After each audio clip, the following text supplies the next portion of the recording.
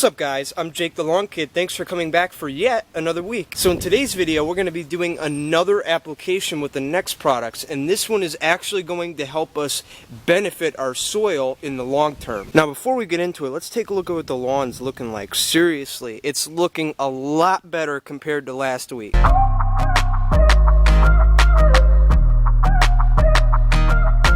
Couple reasons for this. Number one being I have been irrigating a little bit more, and we've also been getting a lot more, rain, which is very helpful this time of year. But because we've been getting a lot of rain, the humidity levels have been going up like crazy, so that means that pretty soon I'm gonna have to get down to fungicide apps. So stay tuned for that. We're gonna go through that together. Anyway, the lawn is looking a lot better. In addition to watering it more often, I've also started cutting it a little bit taller to relieve some of the stress that comes from the summer heat, right? Because having more leaf blade surface, like I've mentioned in last week's video, will shade the root zone and retain a little bit moisture in the soil a lot better. Now because the parkways and the side yards and pretty much everything else on my lawn except for the front hasn't been getting additional irrigation help, it does have a little bit of brown going on.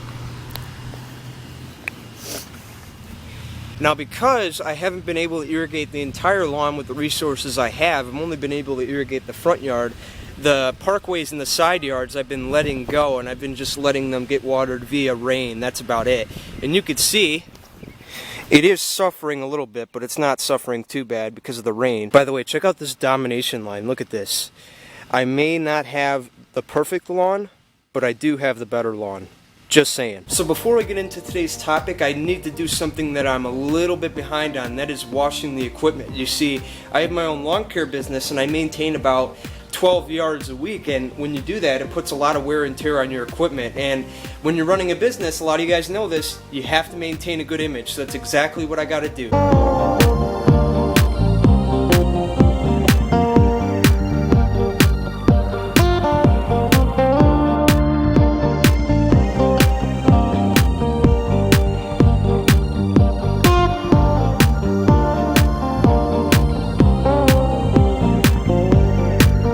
Okay, so this is the application today. So we got Humic 12, RGS, d-thatch, and aerate. The Humic 12 is just going to help enhance nutrient availability. As I mentioned before, it helps you get more out of lower rates of nitrogen.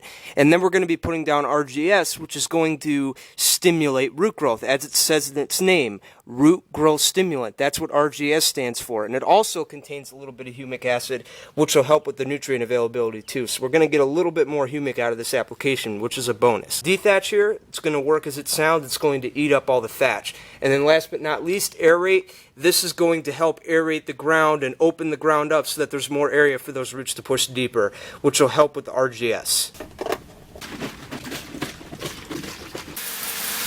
Okay, so what you'll notice is I'm filling up this 5-gallon bucket here, and what I'm going to do is I'm going to dump my dosages of concoction into the bucket and pre-mix them or pre-agitate them, I guess that would be the best word for it, before I put them into my sprayer. The reason being is these liquids are very thick, specifically the d-thatch, and if they're not agitated properly, they will clog your sprayer, especially when they're mixed together. I highly recommend you try this. It's a great way to get everything agitated and prevent clogging.